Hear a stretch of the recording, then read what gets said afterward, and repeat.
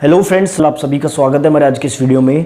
आज हम लोग बात करेंगे केमिस्ट्री के ऐसे टॉपिक्स की। देखिए, सबसे पहले तो मैं आपको सजेस्ट करूंगा अगर आप लोग पूरा पढ़ेंगे तो ज़्यादा बेटर है, क्योंकि देखिए कॉम्पिटेटिव एग्जाम में क्वेश्चन कहीं से भी आ सकता है। लेकिन फिर भी जो है उन स्टूडेंट के लिए मैं इंपॉर्टेंट टॉपिक्स बनाता हूं जो थोड़ा सा यहाँ पर साइंस में वीक है। तो केमिस्ट्री के इंपॉर्टेंट टॉपिक्स आज आप लोग यहाँ पर देखने वाले हैं। टोटल लगभग 12 टॉपिक है, यानी कि टॉपिक के अंदर के जो सब टॉपिक्स होते हैं ये वो वाले टॉपिक्स हैं। अगर आप सिर्फ इनको पढ़ते हैं तो यहाँ से क्वेश्चन आने की जो पॉसिबिलिटी है वो लगभग 90% रहती है। तो ये वाले टॉपिक्स अगर आप कर लेते हैं तो डेफिनेटली आप क्वेश्चन जो है अटेम्प्ट कर जाएंगे। बाकी देखिए केमिस्ट्री का पोर्शन थोड़ा सा हार्ड सभी के लिए पड़ता है। तो चलिए स्टार्ट करते हैं आज का वीडियो। बाकी अगर वीडियो आपको पसंद आएगा तो वीडियो को आप लास्ट में लाइक कर दें और चैनल पर नए हैं तो चैनल को सब्सक्राइब कर दें। सबसे पहला जो हमारा टॉपिक है वो है मेटल्स एंड देयर प्रॉपर्टी। देखिए हिंदी इंग्लिश दोनों में बताने की कोशिश करूंगा। मेटल को यहाँ पर हिंदी में धातु बोला जाता है। तो धातु के जितने भी गुण होते हैं, यानी कि जैसे कि जो धातु होता है वो चमकदार होता है या फिर क्या वो मेलेबल होता है, यानी कि उसमें से तार बना सकते हैं, चादरों में इसको कन्वर्ट कर सकते हैं। इस तरह की इसकी कुछ प्रॉपर्टीज होती है, कुछ गुण होते हैं। तो वो सारे गुण आपको याद रखने होंगे। दूसरा यहाँ पर आपको याद रखना होगा कौन सा धातु जो है वो लिक्विड फॉर्म में पाया जाता है, कौन सा धातु सॉलिड फॉर्म में पाया जाता है और कौन से धातु को हम चाकू से काट सकते हैं। तो इस तरह के यहाँ पर छोटे छोटे से पॉइंट्स बनते हैं, वो सारे आपको पढ़ने होंगे। यानी कि मेटल एंड देयर प्रॉपर्टी, उनकी सारी प्रॉपर्टीज आपको पढ़नी होगी। सेम इसी तरह से आपको है नॉन मेटल की जो प्रॉपर्टी है वो पढ़नी होगी, यानी कि अधातु के सभी गुण आपको पढ़ने होंगे। यहाँ पर भी जो है 8 से 10 पॉइंट बनते हैं, यानी कि उसमें चमक होती है या नहीं होती है और कौन सा जो नॉन मेटल है वो लिक्विड फॉर्म में रहता है। तो इस तरह के कुछ एक्सेप्शंस भी होते हैं यहाँ पर, तो वो सारे आपको याद कर लेने हैं। उसके बाद बात करते हैं नेक्स्ट की। देखिए classification of matter. Classification of matter अगर चैप्टर की बात करूं तो वैसे तो काफी लेंथी चैप्टर है, लेकिन यहां पर आपको मेनली क्या पढ़ना है। देखिए क्लासिफिकेशन की अगर बात करते हैं तो मेटल नॉन मेटल भी उसी में आते हैं, लेकिन उसमें कुछ मिक्सचर और कंपाउंड बनते हैं। साथ ही सॉल्यूशन यानी कि विलियन के बारे में पढ़ना है। देखिए जो विलियन है यहाँ से इसके एग्जांपल्स आपको याद रखने हैं। देखिए इस तरह के एग्जांपल यहाँ से आते हैं, जैसे कि अगर आप जो है सॉलिड में सॉलिड मिलाते हैं, यानी कि सॉलिड में सॉलिड मिलाते हैं तो इसका एग्जांपल कौन सा होता है, इस तरह के एग्जांपल होते हैं। या फिर जैसे सॉलिड में लिक्विड अगर मिलाते हैं तो इसका एग्जांपल कौन सा। देखिए क्वेश्चन यहां से डेफिनेटली आता है ग्रुप डी के एग्जाम में सॉल्यूशन वाले टॉपिक से, ठीक है। तो ये आपको देख लेना है कि अगर सॉलिड में सॉलिड मिलाते हैं तो उसको क्या बोला जाता है, जेल बोला जाता है, सोल बोला जाता है या फिर सॉलिड सोल बोला जाता है। इस तरह का जो यहाँ से टॉपिक आता है ये आपको बुक में मिल जाएगा, अदरवाइज यूट्यूब चैनल पर भी आपको मिल जाएगा, ठीक है। तो ये तो आपको बिल्कुल कर लेना है। उसके बाद बात करते हैं एसिड बेस एंड सॉल्ट की। इसको हिंदी में जो है अम्ल और इसको क्षार बोला जाता है और इसको लवण बोला जाता है। देखिए यहाँ से क्या है, आपके एग्जांपल्स बहुत इंपॉर्टेंट होते हैं, यानी कि जितने भी एसिड के आपके एग्जांपल होते हैं वो आपको देख लेने हैं। बेस के जितने एग्जांपल होते हैं, सॉल्ट के जो जो एग्जांपल होते हैं, जैसे कि आपका जो है NaCl होता है। NaCl क्या है, इसको टेबल सॉल्ट भी बोला जाता है। तो इस तरह के एग्जांपल्स यहाँ पर आपको मिलेंगे, वो आपको याद कर लेने हैं एसिड बेस एंड सॉल्ट वाले चैप्टर से। बाकी यहाँ से कुछ भी ज्यादा नहीं आता है, इस तरह के एग्जाम्पल्स यहाँ से आपको जो है याद कर लेने हैं। उसके बाद बात करते हैं नेक्स्ट टॉपिक की। देखिए एटॉमिक मॉडल। अब देखिए 4 मेन एटॉमिक मॉडल है। सबसे पहले जो एटॉमिक मॉडल दिया था वो डाल्टन ने दिया था, इसकी डाल्टन की थ्योरी है। उसके बाद थॉमसन का एटॉमिक मॉडल आया था, उसके बाद रदरफोर्ड का एटॉमिक मॉडल आया था और लास्ट में बोर का एटॉमिक मॉडल आया था, ठीक है। तो चारों एटॉमिक मॉडल आपको पढ़ लेने। देखिए हर एटॉमिक मॉडल से 2 से 3 क्वेश्चन आपके लगभग बनते हैं, ठीक है। तो अगर आप इसकी थोड़ी सी थ्योरी पढ़ लेंगे तो वो 2 से 3 पॉइंट आपको यहाँ पर पता लग जाएंगे और वहीं से जो एग्जाम में क्वेश्चन आपसे पूछा जा सकता है। देखिए एटॉमिक मॉडल के आधार पर क्वेश्चन डेफिनेटली एग्जाम में आता है कि कौन से एटॉमिक मॉडल में जो है न्यूक्लियस का आविष्कार हुआ था, यानी कि न्यूक्लियस का पता लगा था। तो इस तरह के क्वेश्चन यहां से बनते हैं, मुश्किल से 20-30 क्वेश्चन आपके बनेंगे, तो ये भी आपको कर लेने हैं। उसके बाद नेक्स्ट है यहां पर atomic number and atomic weight.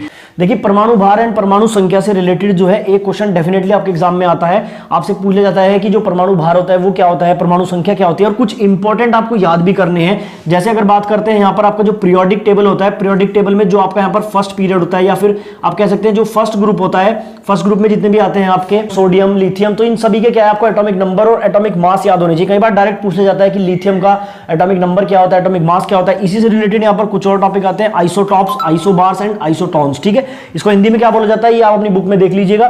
बाकी ये भी इंपॉर्टेंट है, सीधा सीधा कई बार पूछा जाता है कि आइसोटॉप्स क्या होता है, आइसोटॉन्स क्या होते हैं और आइसोबार क्या होते हैं, ठीक है। नेक्स्ट टॉपिक की बात करते हैं रेडियो एक्टिविटीज को हिंदी में रेडियो सक्रियता बोला जाता है। देखिए ये टॉपिक ज्यादा लेंथी नहीं है, सिर्फ 2 पेज का टॉपिक है और यहाँ पर जो है आपको अल्फा बीटा गामा रेज के बारे में पता लगेगा। यहाँ पर मुश्किल से आपके 30 क्वेश्चन बनेंगे और डेफिनेटली एक क्वेश्चन आपको जो है रेडियो सक्रियता में से देखने को मिलेगा एग्जाम में। तो ये टॉपिक आप बिल्कुल कर लीजिएगा, ज्यादा लेंथी भी ये टॉपिक नहीं है। उसके बाद यहाँ पर नेक्स्ट टॉपिक की बात करते हैं टाइप्स ऑफ बॉन्ड। देखिए जो बॉन्ड होते हैं यानी कि जो आपके एलिमेंट्स होते हैं उनके अंदर कौन कौन से बॉन्ड पाए जाते हैं। एक होता है आयनिक बॉन्ड, दूसरा होता है कोवैलेंट बॉन्ड, एक होता है कोऑर्डिनेट बॉन्ड। तो आपको पता होना चाहिए कि आयनिक बॉन्ड में क्या होता है, क्या आयनिक बॉन्ड में जो इलेक्ट्रॉन है वो पूरा शेयर हो जाता है, कोवैलेंट बॉन्ड में क्या होता है, कोऑर्डिनेट बॉन्ड में क्या होता है। तो इस तरह के यहाँ पर जो है छोटे छोटे से टॉपिक बनेंगे, तो इसके बारे में आपको जरूर पढ़ लेना है। यहाँ से आपसे जो है क्वेश्चन एग्जाम में डेफिनेटली पूछा जा सकता है। उसके बाद बात करते हैं ऑक्सीडेशन एंड रिडक्शन। इसको हिंदी में उपचयन या अपचयन बोला जाता है।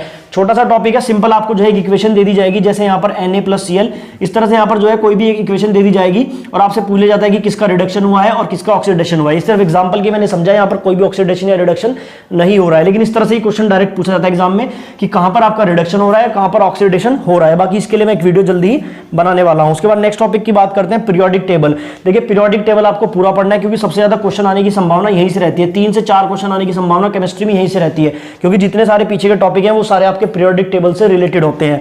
तो पीरियोडिक टेबल में सबसे पहले तो आपको पढ़ना है डॉबर्नियर ने क्या थ्योरी दी थी, उसके बाद न्यूलैंड ने क्या थ्योरी दी थी, उसके बाद मेंडेल ने जो सबसे पहला पीरियोडिक टेबल बनाया था उसकी क्या क्या विशेषता थी और उसकी क्या क्या कमियां थी, और सबसे लास्ट में जो आपको मोजले है, मोजले ने मॉडर्न पीरियोडिक टेबल बनाया था, उसकी विशेषता क्या है, उसमें कमियां क्या थी, ये आपको पता होनी चाहिए। बेसिकली यहाँ पर आपको याद करना है कि जब डॉबर्नियर ने अपना वो बनाया था, यानी कि थ्योरी दी थी पीरियोडिक टेबल को लेकर, तो उसकी कमियां क्या थी और उसकी विशेषता क्या थी। इसी तरह से न्यूलैंड और मेंडलीव का आपको पढ़ लेना है।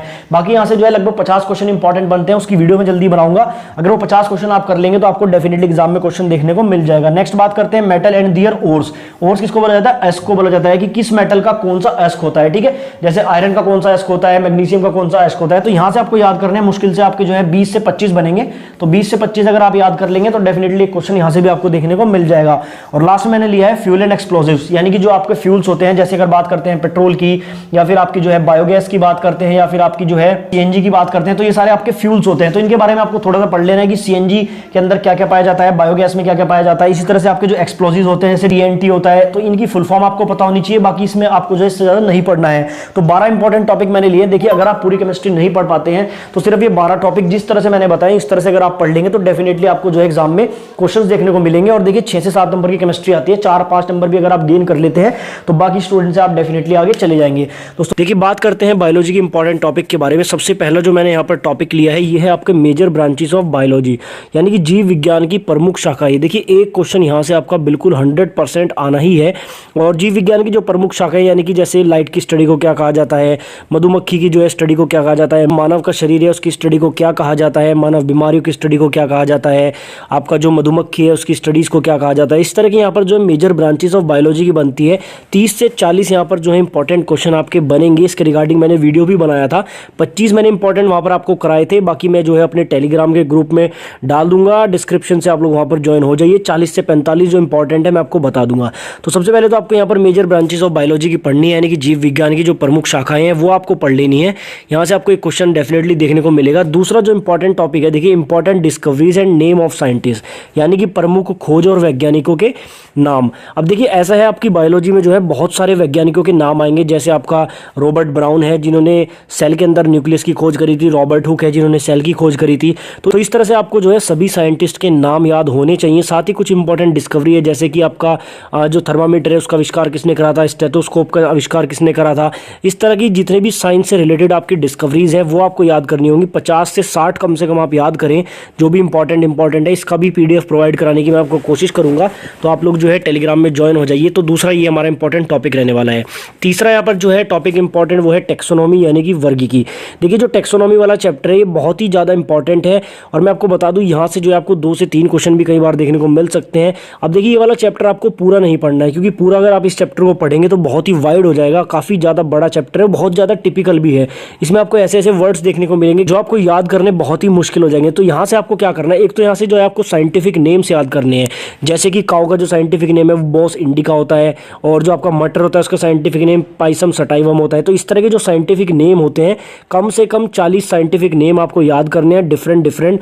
तो वो भी इसी चैप्टर में आते हैं, तो वो आपको यहाँ पर याद करने हैं। दूसरा इसमें जो एक कोर्डेटा ग्रुप आता है, इसको हिंदी इंग्लिश में कोर्डेटा ही बोला जाता है। तो कोर्डेटा ग्रुप को जो है आपको बहुत ही अच्छे से करना है। उसमें सारे आपके रेप्टाइल्स, एम्फीबियंस यानी कि उभयचर, या फिर आपके जितने सरीसृप होते हैं, या फिर मैमल्स यानी कि स्तनधारी होते हैं, उनके बारे में जो है कोर्डेटा ग्रुप में आता है।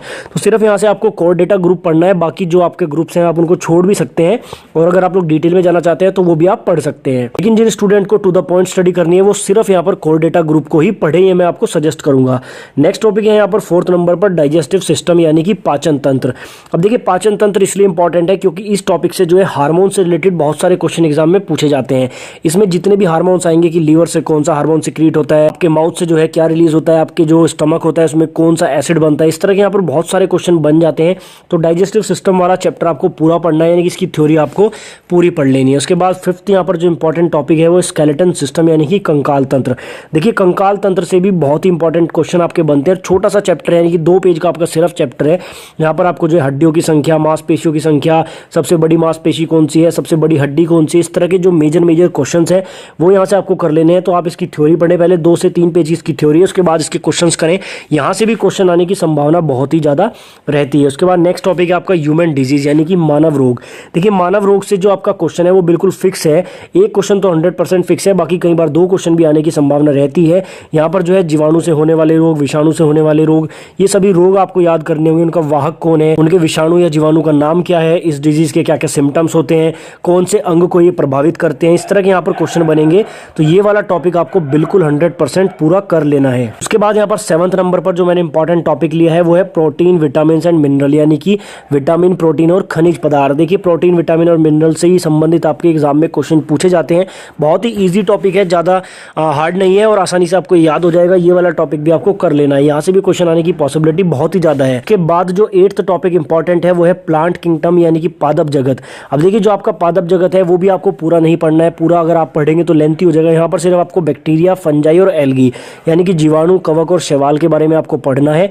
यहीं से जो है ज़्यादा क्वेश्चन एग्जाम में पूछे जाते हैं। उसके बाद जो 9th चैप्टर है वो है आपका respiratory system plus nervous system यानी कि श्वसन तंत्र और तंत्रिका तंत्र। तो ये 2 चैप्टर भी आपको कर लेने हैं, क्योंकि रेस्पिरेटरी सिस्टम से भी आपके क्वेश्चन पूछे जाते हैं। इसकी पूरी थ्योरी करनी है, लेंथी चैप्टर नहीं है ज़्यादा।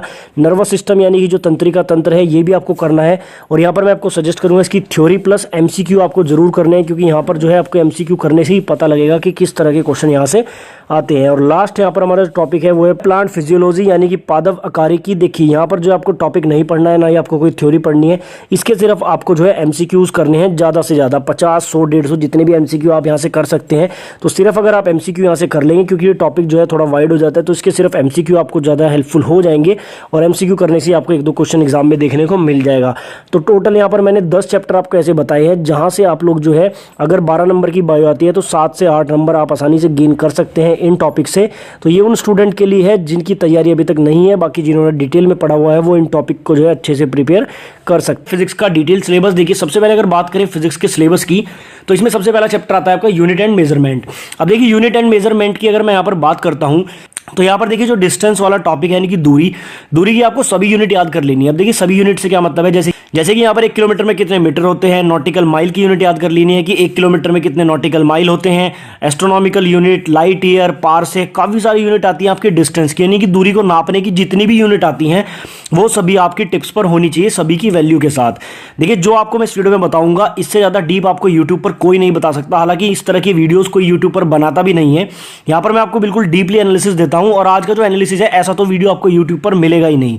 ठीक है, तो आपको क्या करना है, जितने भी दूरी के यहाँ पर यूनिट होती हैं सभी को बिल्कुल याद कर लेना है, सभी की यूनिट्स को याद कर लेना है, कोई भी मिस नहीं करनी है। इसी तरह से यहाँ पर आपको जो है जैसे वेट की बात करते हैं, वेट को हम किलोग्राम में भी नापते हैं।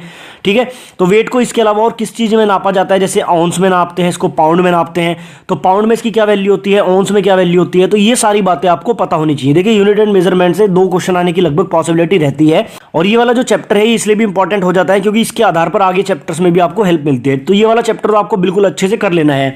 बाकी देखिए जितनी भी आपकी यूनिट्स हैं, चाहे उसमें त्वरण है, वेलोसिटी है, या फिर आपका मोमेंटम है, इंपल्स है, जो भी है सभी की यूनिट आपको जो है टिप्स पर होनी चाहिए, सभी के डायमेंशन आपके टिप्स पर होनी चाहिए।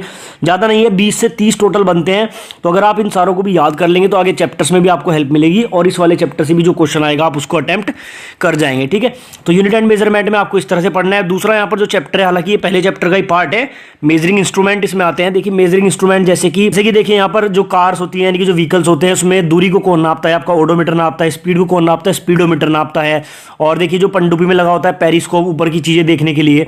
तो ऐसे आपको लगभग 50 इंपॉर्टेंट मेजरिंग इंस्ट्रूमेंट बनते हैं फिजिक्स से रिलेटेड। देखिए यहाँ पर मैं स्पेसिफिकली बात कर रहा हूँ फिजिक्स की, तो फिजिक्स से रिलेटेड लगभग 50 मेजरिंग इंस्ट्रूमेंट आपको 100% याद कर लेने हैं। 1 नंबर आपका बिल्कुल यहाँ पर श्योर हो जाएगा। देखिए एक नंबर से ही आपकी मेरिट बनती है, एक नंबर से स्टूडेंट रह जाते हैं। तो जो टॉपिक्स मैं आपको बता रहा हूँ अगर सिर्फ आप इतने टॉपिक भी कर लेंगे तो देखिए आप लोग बाकी स्टूडेंट से आगे हो जाएंगे, क्योंकि स्मार्ट स्टडी बहुत ज़्यादा जरूरी होती है। ठीक है, तो लगभग 50 आपको याद कर लेने हैं, जितने भी इंपॉर्टेंट है। यूथ कॉम्पिटिशन टाइम्स की बुक में भी काफ़ी सारे दिए गए हैं।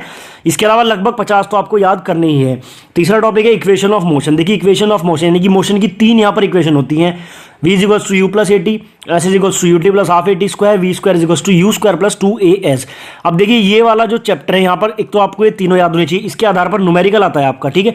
यहाँ पर आपको सिंपली क्या करना है, आपको ये पता होना चाहिए कि u आपको पॉजिटिव कब लेना है, v नेगेटिव कब लेना है, यानी कि पॉजिटिव नेगेटिव का यहाँ पर थोड़ा सा खेल रहता है। आप सिंपली सर्च करेंगे जब यूट्यूब पर इक्वेशन ऑफ मोशन, तो वहां पर आपको पता लग जाएगा कि किस तरह से इसके क्वेश्चन अटेम्प्ट किए जाते हैं। तो यहां से आपको 100% एक न्यूमेरिकल देखने को मिलेगा। और मैं फिर से आपको बता दूं, न्यूमेरिकल के लिए सेपरेट वीडियो भी बनाया हुआ है, वो जरूर देख लीजिएगा, वहीं से आपको पता लगेगा कि किस चैप्टर से कितने न्यूमेरिकल फिजिक्स में पूछे जाते हैं। उसके बाद बात करते हैं चौथे टॉपिक की। देखिए न्यूटन के यहाँ पर 3 लॉ हैं, लगभग सभी स्टूडेंट ने न्यूटन्स लॉ ऑफ मोशन पढ़े होंगे। 3 लॉ हैं, पहला, दूसरा, तीसरा। ये तीनों लॉ आपको याद होने चाहिए। इसके आधार पर यानी कि इसके जो एग्जांपल्स हैं वो आपको याद होने चाहिए। सिर्फ यहीं से आपको एक क्वेश्चन देखने को मिल जाएगा 100%, ठीक है। तो न्यूटन के लॉ बिल्कुल आपको याद करने, यहाँ पर आपको पता लगेगा कि जो फोर्स का फॉर्मूला है वो न्यूटन के कौन से लॉ से आता है, फोर्स की डेफिनेशन जो है वो न्यूटन के कौन से लॉ से निकलती है। ये सारी बातें आपको याद करनी है। यहाँ पर थोड़ा सा आपको कंसेप्ट पढ़ना है, फिर इसके एमसीक्यूज करने हैं। फिफ्थ यहाँ पर चैप्टर की बात करें तो प्रोजेक्टाइल मोशन। तो प्रोजेक्टाइल मोशन जिसमें देखिए इस तरह का आपका मोशन है, हिंदी में इसको क्या बोलते हैं अभी मुझे याद नहीं आ रहा, लेकिन मैं आपको बता दूं ये वाला जो है आपका प्रोजेक्टाइल मोशन होता है, ठीक है। तो इसके आधार पर भी जो है ग्रुप डी में क्वेश्चन 100% पूछा जाएगा। यहाँ पर 3 चीजें आपकी होती हैं, टाइम, रेंज और हाइट, ठीक है। टाइम का फॉर्मूला होता है T U sine theta upon G, range का फॉर्मूला होता है U square sine 2 theta upon G, और हाइट का होता है U square sine square theta upon 2g, ठीक है। 3 फॉर्मूले आते हैं। यहाँ से आपसे न्यूमेरिकल भी पूछा जा सकता है। बाकी ग्रुप डी में जो है डायरेक्ट आपसे ये भी पूछा जा सकता है कि जो प्रोजेक्टाइल मोशन होता है इसमें टाइम का क्या फॉर्मूला होता है, रेंज का क्या फॉर्मूला होता है, हाइट का क्या फॉर्मूला होता है, ठीक है। अब जो हिंदी वाले स्टूडेंट ये देख रहे हैं, तो अगर आप लोगों के पास कोई भी बुक है तो वहां पर आप लोग देख लीजिएगा कि प्रोजेक्टाइल मोशन को हिंदी में क्या बोलते हैं, ठीक है। वहां से आपको पता लग जाएगा। नेक्स्ट टॉपिक की बात करते हैं, छठा टॉपिक जो इंपॉर्टेंट है, न्यूटन्स लॉ ऑफ ग्रेविटेशन। देखिए न्यूटन ने जो है ग्रेविटेशन का भी एक नियम दिया था, जिसमें आपका ये वाला फॉर्मूला बनता है F equals to G m1m2 upon r square. तो ये वाला फॉर्मूला के आधार पर जो है आपसे काफी सारे क्वेश्चन यहाँ पर ग्रुप डी में बनते हैं, तो ये आपको पता होना चाहिए। और यहाँ पर साथ ही जो है आपको स्मॉल जी, यानी कि स्मॉल जी क्या होता है, ग्रेविटेशनल एक्सीलरेशन, इसके बारे में पढ़ लेना है थोड़ा सा। देखिए ग्रेविटेशनल जो एक्सीलरेशन होता है इसका मान घटता बढ़ता है, यानी कि अगर आप पृथ्वी से ऊपर जाते हैं या पृथ्वी से नीचे जाते हैं तो मान में यहाँ पर चेंजेस होते हैं। इसके बारे में आपको पता होना चाहिए कि पृथ्वी में नीचे जाने पर जी के मान में क्या चेंज आता है, यानी कि जो पृथ्वी के पोल्स होते हैं वहां पर जाने पर इसके मान में क्या फर्क पड़ता है। तो ये सारी बातें आपको पता होनी चाहिए। 50 से 60 क्वेश्चन यहाँ से बनेंगे। और इंपॉर्टेंट चैप्टर में आपको बता दूं 2 क्वेश्चन आने की पॉसिबिलिटी रहती है, अदरवाइज 1 क्वेश्चन तो यहाँ से फिक्स रहता है। उसके बाद एक टॉपिक आता है लिफ्ट में पिंड का भार। देखिए अगर आपने फिजिक्स थोड़ी बहुत भी पढ़ी है या आपने अगर पहले तैयारी की है तो आपको पता होगा लिफ्ट ऊपर जाने पर आपके भार में क्या चेंज आता है, लिफ्ट नीचे आने पर क्या चेंज आता है, लिफ्ट की रस्सी अगर टूट जाए तो क्या चेंज आता है। तो इस तरह के यहाँ पर जो है 8 से 10 क्वेश्चन बनते हैं। बाकी 1-2 फॉर्मूला ऐसे बनता है, ये भी आपको जरूर कर लेना है। उसके बाद बात करते हैं नेक्स्ट टॉपिक की, सिंपल हार्मोनिक मोशन, यानी कि सरल आवर्त गति, शायद इसको हिंदी में बोलते हैं। यहाँ पर आपका पेंडुलम वाले क्वेश्चन आते हैं। देखिए सबसे पहले तो आपको यहाँ पर पता होनी चाहिए कि जो SHM होता है यानी कि सिंपल हार्मोनिक मोशन होता है ये क्या होता है, ठीक है। दूसरा यहाँ पर जो है पेंडुलम से क्वेश्चन पूछे जाते हैं। पेंडुलम आपने देखा होगा घड़ी के नीचे ऐसे लटका हुआ होता है, ये पेंडुलम होता है, ठीक है। ये ऐसे इधर इधर मोशन करता है। तो यहाँ से क्वेश्चन क्या पूछा जाता है कि जब ये इधर जाएगा तो काइनेटिक एनर्जी कितनी होगी, जब ये बीच में आएगा तो काइनेटिक एनर्जी कितनी होगी, पोटेंशियल एनर्जी कितनी होगी, यहाँ पर आएगा तो त्वरण कितना होगा, यानी कि त्वरण मैक्सिमम कहाँ पर होगा। तो बहुत सारे क्वेश्चन यहाँ से बनते हैं। और मैं आपको बता दूं काफी ज्यादा इंपॉर्टेंट ये चैप्टर है, यानी कि आप कह सकते हैं कि काफी ज्यादा इंपॉर्टेंट ये टॉपिक है। तो ये टॉपिक आपको 100% कर लेना है। पेंडुलम की गति के बारे में यहाँ से देख लेना है, पेंडुलम की सारी प्रॉपर्टी आपको देख लेनी है। गर्मियों में पेंडुलम लंबा क्यों जाता है, सर्दियों में पेंडुलम थोड़ा छोटा क्यों जाता है, मोशन में क्या फर्क पड़ता है, ये सारी बातें आपको पता होनी चाहिए। नेक्स्ट यहाँ पर बात करते हैं वर्क एनर्जी पावर। देखिए इन 3 टॉपिक पर सबसे ज्यादा न्यूमेरिकल ग्रुप डी में पूछे गए हैं और इन्हीं टॉपिक के आधार पर मैंने एक सेपरेट वीडियो बनाया था। अगर आपने वो नहीं देखा है तो चैनल की प्लेलिस्ट में जाकर जरूर वो वीडियो देख लीजिएगा। 10 टाइप के न्यूमेरिकल आते हैं डायरेक्ट फॉर्मूला बेस्ड, मैंने बहुत अच्छे से उस वीडियो में बताया है। तो यहाँ पर मैं सिंपली आपको बता दूं इन तीनों टॉपिक के डेफिनेशन, इनके फॉर्मूले आपको 100% याद होने चाहिए। बात करते हैं नेक्स्ट टॉपिक की, हीट एंड टेम्परेचर। इसकी जितनी भी प्रॉपर्टी होती है, यानी कि हीट और टेम्परेचर में क्या डिफरेंस होता है, टेम्परेचर की जितनी भी यूनिट होती है, चाहे वो केल्विन है, सेल्सियस है, कुछ भी है, वो सारी बातें आपको याद होनी चाहिए। सारी प्रॉपर्टी आपको यहाँ पर याद होनी चाहिए। छोटा ही टॉपिक है, ज्यादा बड़ा नहीं है। नेक्स्ट बात करते हैं 12वें टॉपिक की, ट्रांसफर ऑफ हीट। देखिए ये वाला इसी का पार्ट है, ट्रांसफर ऑफ हीट, यानी कि जो हीट है आपकी वो कितनी तरह से ट्रांसफर होती है, यानी कि जब आपकी जो सूर्य की ऊर्जा है वो किस तरह से ट्रांसफर होती है। सॉलिड जितने भी होते हैं, सॉलिड में जो ट्रांसफर ऑफ हीट होता है वो किसके द्वारा होता है, लिक्विड में किसके द्वारा होता है। तो यहाँ से जो है आपके 10-20 क्वेश्चन बनेंगे। तो ये वाला टॉपिक भी आपको जरूर से पढ़ लेना है। नेक्स्ट टॉपिक की बात करें, वेव। देखिए वेव यानी कि जो तरंग वाला टॉपिक है, ये वाला टॉपिक बहुत ही इंपॉर्टेंट है। टॉपिक के लिए मैं आपको सजेस्ट करूंगा कि ये वाला टॉपिक आप पूरा ही पढ़ लें, क्योंकि ज्यादा बड़ा टॉपिक नहीं है। सिर्फ इसमें क्या है कि तरंग कितने प्रकार की होती है, एक मैकेनिकल वेव्स होती है यानी कि यांत्रिक, दूसरी यहाँ पर गैर यांत्रिक होती है जिसको इलेक्ट्रोमैग्नेटिक वेव्स भी बोला जाता है। तो इस तरह के यहाँ पर छोटे से टॉपिक है, काफी ज्यादा क्वेश्चन भी नहीं बनते। तो ये वाला टॉपिक तो आप पूरा ही पढ़ लेंगे तो बेटर है, क्योंकि क्वेश्चन यहाँ से 100% पूछा जाता है। नेक्स्ट टॉपिक की बात करते हैं, डिस्कवरी ऑफ रेज। देखिए ये वाला इसी का पोर्शन है वेव का। जो भी आपकी एक्सरे है, गामा रे है, यूवी रेज है, इनकी डिस्कवरी किसने करी थी? देखिए 5 या 6 से ज़्यादा नहीं है ये डिस्कवरी आपके टिप्स पर होनी चाहिए। इस डिस्कवरी से जो है 100% ग्रुप डी में क्वेश्चन पूछा जा सकता है। उसके बाद बात करते हैं 15वें टॉपिक की, तो प्रॉपर्टीज ऑफ मैटर। अब देखिए मैटर की क्या क्या प्रॉपर्टी होती है? प्रेशर यानी कि दाब, फ्लोटेशन यानी कि प्लवन, कैपिलैरिटी आपकी केशिकात्व, विस्कोसिटी होता है, एक आपका सरफेस टेंशन होता है यानी कि पृष्ठ तनाव। ये यहाँ पर 5 प्रॉपर्टी हैं मैटर की। आपको सिंपल क्या पता होना चाहिए? इनके फॉर्मूले, इनकी डेफिनेशन और इनके एग्जांपल्स। यहाँ पर सिर्फ 3 चीजें आपको याद करनी है, डेफिनेटली क्वेश्चन देखने को मिलेगा। 16वां टॉपिक है एग्जांपल्स ऑफ बर्नौली थ्योरम। ठीक है, बर्नौली थ्योरम से कोई भी अपरिचित नहीं है, सभी को पता होगा बर्नौली थ्योरम क्या होती है, उसका फॉर्मूला आपको याद होना चाहिए, उसकी डेफिनेशन याद होनी चाहिए, और बर्नौली थ्योरम के आधार पर कौन कौन से इंस्ट्रूमेंट आपके काम करते हैं सिर्फ वो आपको याद होनी चाहिए, यानी कि इसके एग्जाम्पल आपको याद होने चाहिए। सिर्फ इतना ही कर लेंगे तो काफी रहेगा। 17वां टॉपिक है यहाँ पर साउंड यानी कि आपका ध्वनि वाला जो चैप्टर है। देखिए यहाँ से बहुत ज्यादा क्वेश्चन एग्जाम में पूछे जाते हैं। साउंड कितने प्रकार की होती है, टाइप्स के बारे में पूछा जाता है। फैक्टर अफेक्टिंग साउंड यानी कि जो आपकी साउंड है उस पर कौन कौन से फैक्टर प्रभाव डालते हैं, यानी कि अगर हम साउंड पर दाब डालते हैं तो उसमें क्या प्रभाव पड़ता है, टेम्परेचर में अगर चेंज करते हैं तो साउंड पर क्या प्रभाव पड़ता है।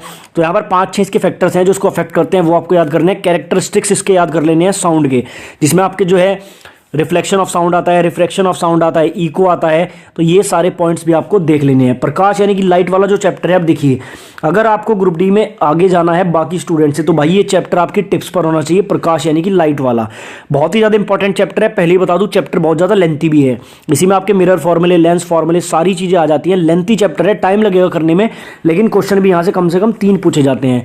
यानी कि ये वाला चैप्टर आपको बिल्कुल अच्छे से कर लेना है। यहाँ से न्यूमेरिकल भी पूछा जा सकता है। बाकी इसका थ्योरेटिकल पोर्शन इतना ज़्यादा है कि थ्योरी भी अगर आप कर लेंगे तो 3 नंबर तो आपके सिक्योर हैं। 19वां टॉपिक है यहाँ पर इलेक्ट्रिसिटी। इलेक्ट्रिसिटी वाला टॉपिक इंपॉर्टेंट है, लेकिन यहाँ से फॉर्मूले ज़्यादा इंपॉर्टेंट है, क्योंकि इस वाले चैप्टर में जो आपका थ्योरेटिकल पोर्शन है वो तो थोड़ा कम है, लेकिन फॉर्मूले ज़्यादा है, यानी कि न्यूमेरिकल आने की संभावना यहाँ से रहती है। ठीक है, तो ये वाला चैप्टर तो अगर आप स्किप भी करना चाहें तो कर सकते हैं, बाकी अगर आप करना चाहें तो बिल्कुल करें, फॉर्मूले इसके ज़्यादा से ज़्यादा याद करें। और 20वां टॉपिक मैंने लिया इन्वेंशंस। देखिए कम से कम 50 इन्वेंशन आपको याद होनी चाहिए साइंस की। साइंस में थर्मामीटर का आविष्कार किसने करा, स्टेटोस्कोप का आविष्कार किसने करा, ये सारे आविष्कार आपको जरूर याद होने चाहिए। यहाँ से एक क्वेश्चन आपका सिक्योर हो जाएगा। देखिए अगर आप थोड़ा सा स्ट्रेटेजी से पढ़ाई करेंगे, स्मार्टली स्टडी करेंगे, तभी सिलेक्शन मिलेगा। क्योंकि दोस्तों उम्मीद करता हूँ ये वीडियो आपको पसंद आया होगा। अगर वीडियो अच्छा लगा है तो वीडियो को लाइक करें और चैनल को सब्सक्राइब करें।